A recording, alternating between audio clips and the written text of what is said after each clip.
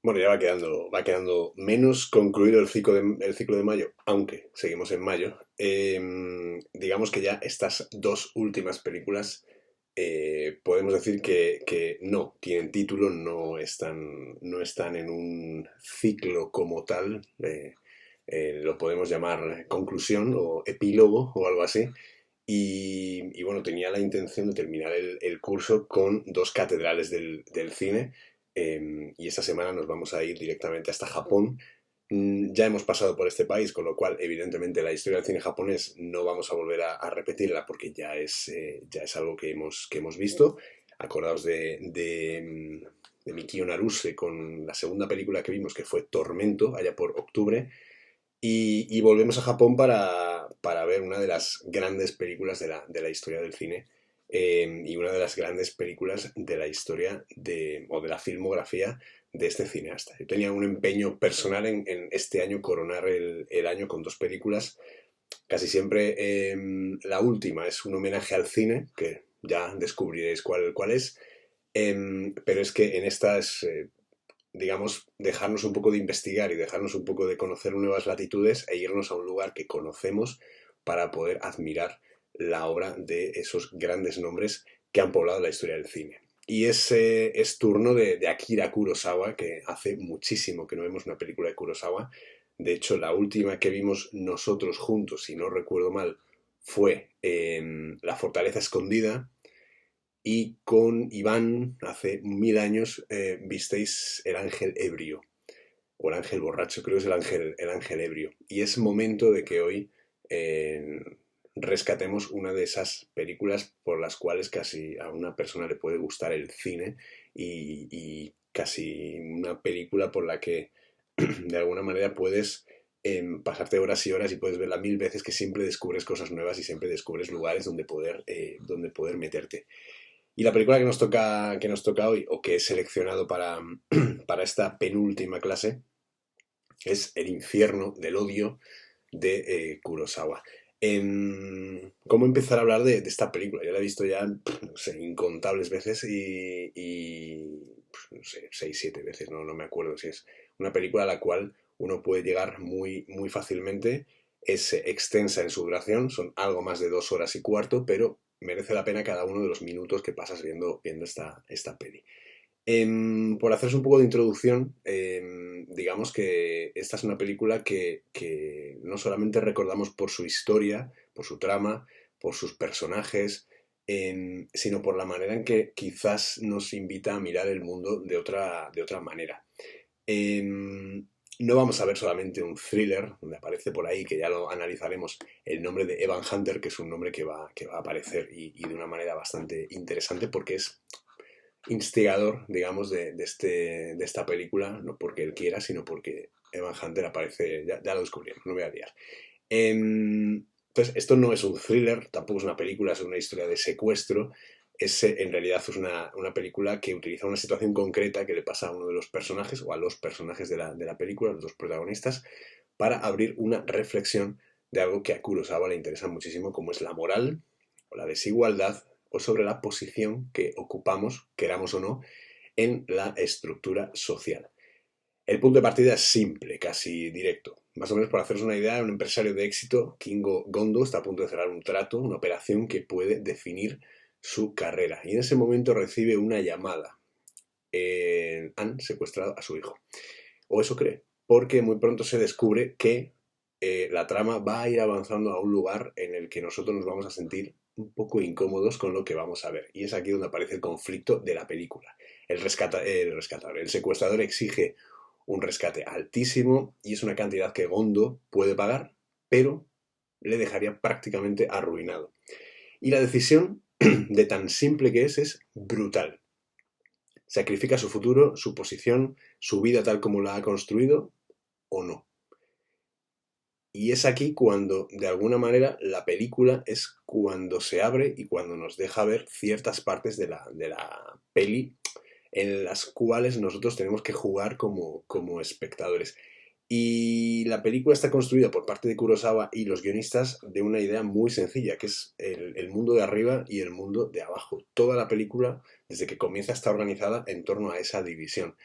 en un espacio elevado, ordenado, controlado y más allá, o bueno, por debajo más bien, una ciudad extensa, compleja, desigual, y no es solo una cuestión visual, sino que es una forma de pensar el mundo. Por eso los títulos de crédito de la película difieren tanto de lo que luego vamos a ver a posteriori.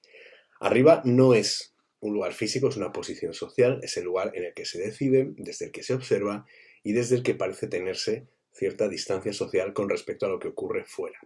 Abajo, sin embargo, es el lugar donde toda la distancia desaparece, donde todas las decisiones que se tomen tienen consecuencias directas y donde la vida es inestable, es precaria y está más expuesta.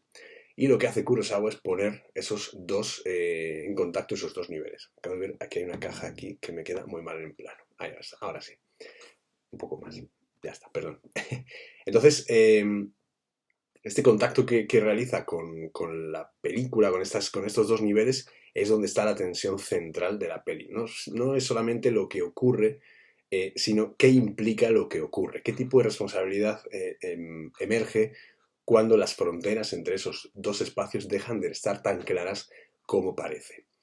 Y aquí es donde la película se separa del thriller convencional, porque únicamente no es una historia en la que tengamos que resolver un conflicto, tratar de seguir una historia. Se trata de observar todo un sistema social, económico, moral que se pone en funcionamiento cuando es sometido a presión.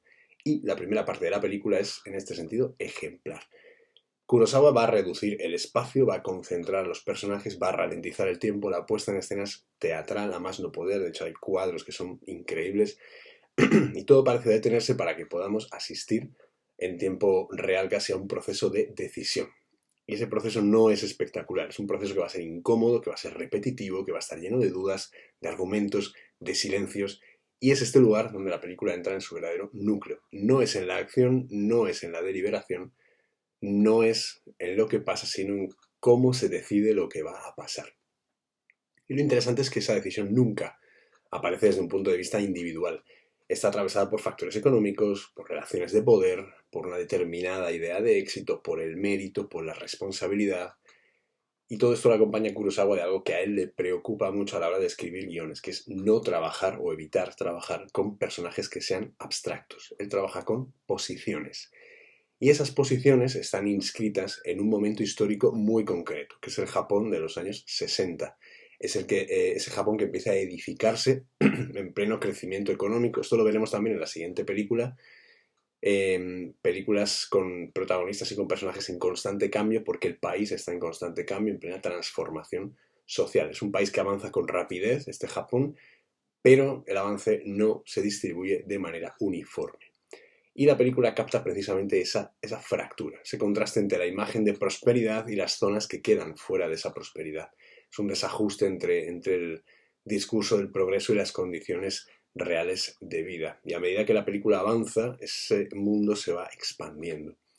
Y el espacio se abre, la mirada se desplaza, la ciudad empieza a aparecer en toda su complejidad y de ella, con ella, la sensación de que aquello que parecía una situación aislada forma parte de algo mucho más amplio. Es un totum revolutum de situaciones, de personajes, de decisiones, de consecuencias, de causas, etc.